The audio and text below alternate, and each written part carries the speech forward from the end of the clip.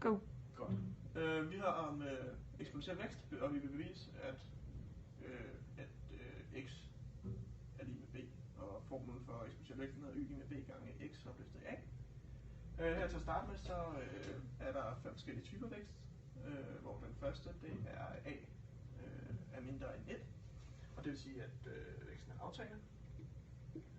Så har vi a lige med 0, det er en konstant, det vil sige, at den går bare lige ud. Så har vi en rodfunktion, det er hvor at a er større end 0, og 1 er større end a. Og så har vi en proportional, det er når a er lige så stor som 1. Og så har vi at a er større end 1, og det er en parabol. Yes.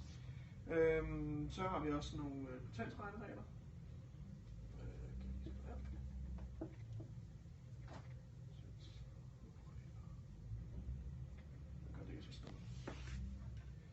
Og den skal vi nemlig bruge til at udregne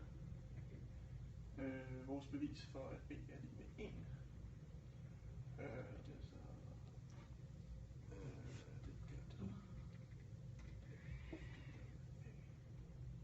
Det er så og så har vi a 0, som giver 1.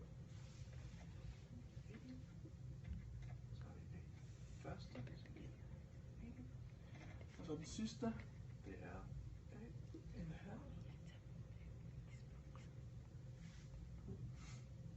Lige med kvadratrod af a i a.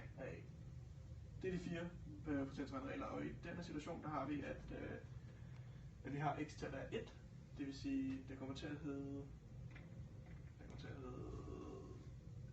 f parentes 1 lige med b gange 1 opløftet a. Og når vi opløfter noget i 1, så giver det 1. Så giver det 1. Derfor så kommer det til at hedde b gange